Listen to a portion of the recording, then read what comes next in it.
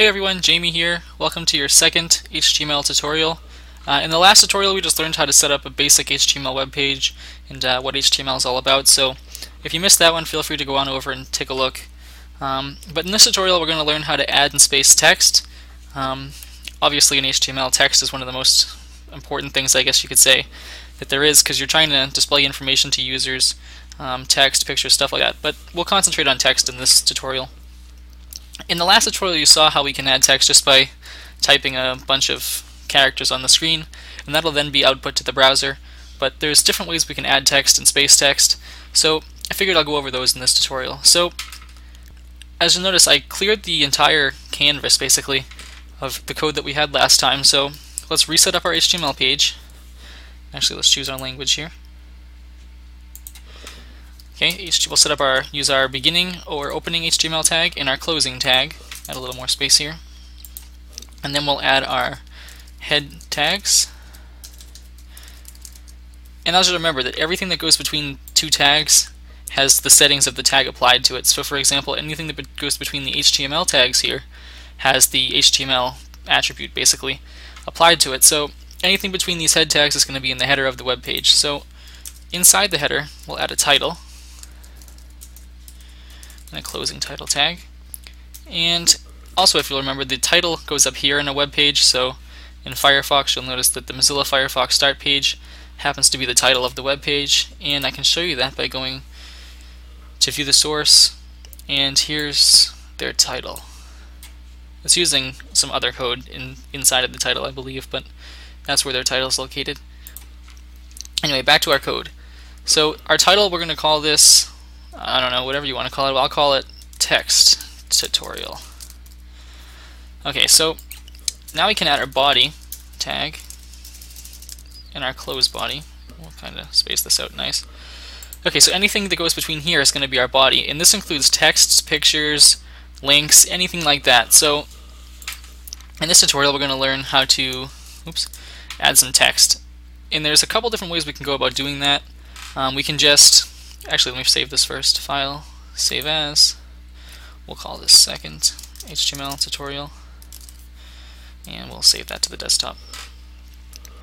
Okay, so like I was saying, there's a couple different ways to add text, and they can do different things, and some of them are similar, but as you saw in the previous tutorial, the first way that we can add text is just by typing anything on the screen here. And that should appear in the body of the HTML page, provided that you put it between the two body tags. So if we go ahead and we save this, and then we open it up in Firefox, so we'll go to Firefox, new tab, open file, and this is second HTML tutorial. You'll see that, notice that we have anything on the screen, which is what we typed in our code right here. And you'll also notice our text tutorial title, which is right here in the code. So this is one way to add text, but as you can see, it's right up here in the top left of the screen. So, and if we type any text, like space beside it or underneath it, like let's say we want to have a second line of text,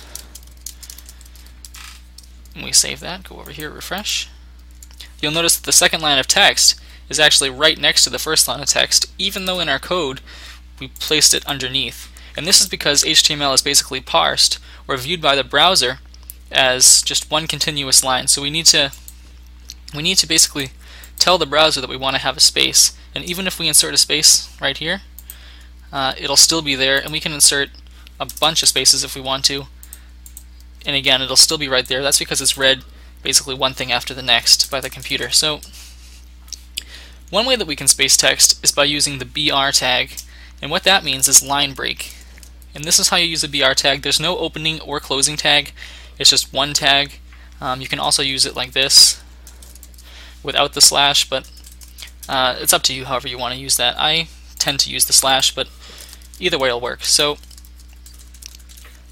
what this will do is this will break down to the next line between any two things you can have. It can be two pictures, two links, two lines of text, whatever you want to do. And as long as you have this BR tag, it'll create a space. So I'll show you what that looks like over here. And as you can see now, the second line of text appears underneath anything on the screen, which is kind of what we'd wanted to have in the first place. And if we put more than one BR tag, it'll create another space. Now it's basically double spaced, and depending on what you want your website to look like, these can be useful.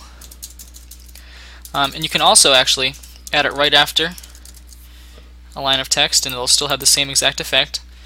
It doesn't really matter where you put it as long as it's after the line of text and before the line of text that you want to space. So I'm going to show you another thing. We'll add a third line of text down here, and we can space this out using the BR tag without the slash, and it should have the same exact effect. It's just a different style. You can do whatever you want with it. But okay, so let's go back to our first line here. And another way you can space text is by adding a paragraph tag.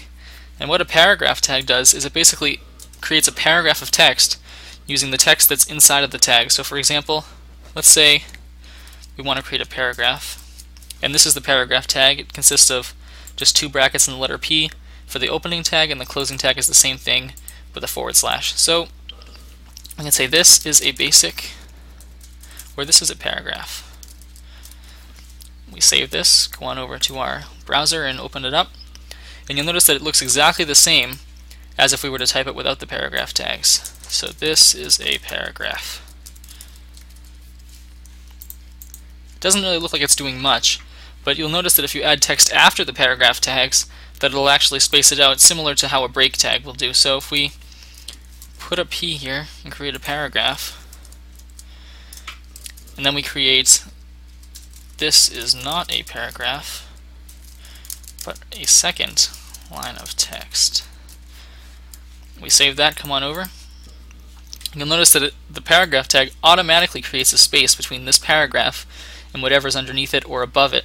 So for example, if we put some more text here, save it, come on over and open it up, you'll notice that the paragraph creates even spaces between the paragraph itself and whatever happens to be above it or below it. So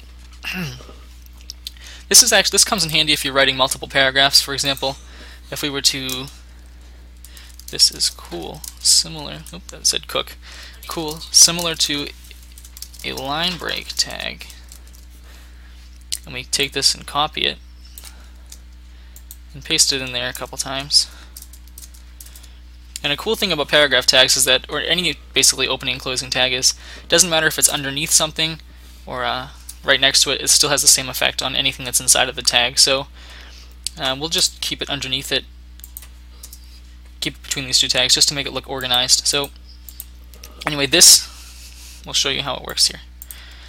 So even if you have a paragraph of text, it'll still keep the spacing exact for whatever happens to be above or below it. If we were to include this right here in a paragraph tag, oops, you'll notice that it has basically no effect. Yeah, no effect. And it also, but anything that we have above this text will be spaced out.